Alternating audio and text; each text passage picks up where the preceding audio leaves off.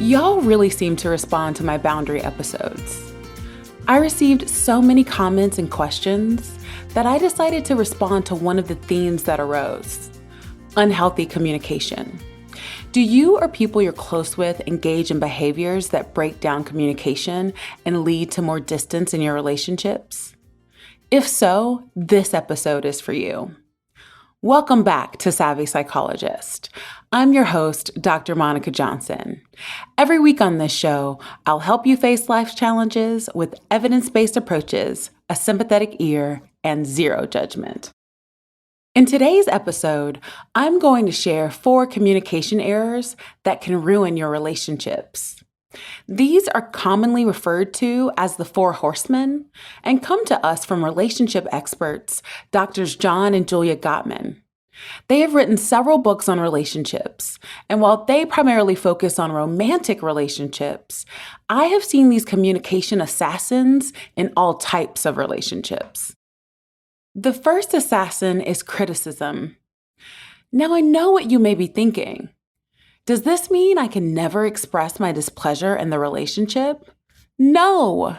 You need to understand the difference between unhealthy criticism and a legitimate complaint. Let's say your partner agreed to make dinner, and when you get home from work, you notice they are watching TV and there is no dinner in sight.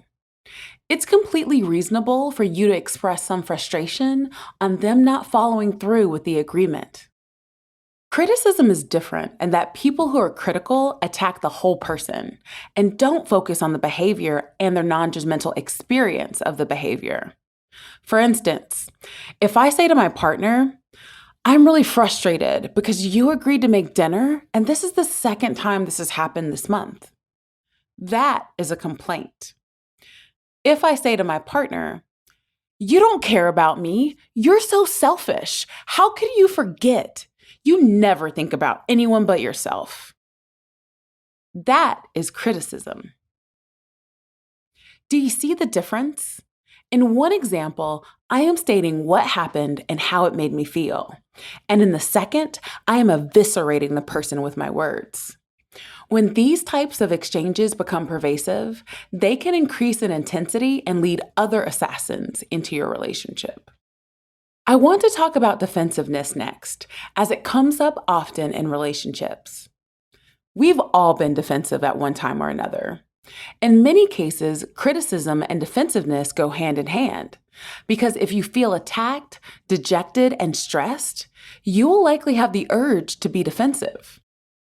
The issue here is that defensiveness is more likely to lead to an escalation, particularly if the person you are dealing with is not likely to back down.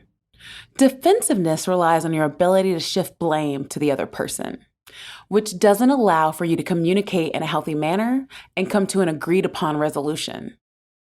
Let's go back to my example from earlier. You bring up to your partner that they didn't make dinner and they respond defensively. "Well, I had a long day at work too, and I'm busy and stressed with this new deal. You should have reminded me about dinner. Or you could have checked in with me on your way home. I would have told you and you could have picked something up. It's not a big deal. If you're hungry, order something on Seamless." Now, I don't know about you, but if it was my partner's turn to make dinner and they said that to me, I'd feel pretty salty. A better response would be to acknowledge how your actions made your partner feel and try to rectify it. For example, "Oh crap, I'm so sorry. It totally slipped my mind. Give me 30 minutes and I'll make something for us quickly." The next assassin is contempt. Contempt is a bigger monster than criticism because the person who is contemptuous places themselves as a moral superior to the other. When we engage in contemptuous behavior, we can be mean. We are sarcastic at the expense of the other person. We may mock or ridicule, call them names, use dismissive body language like rolling eyes and sucking teeth, and are genuinely disrespectful.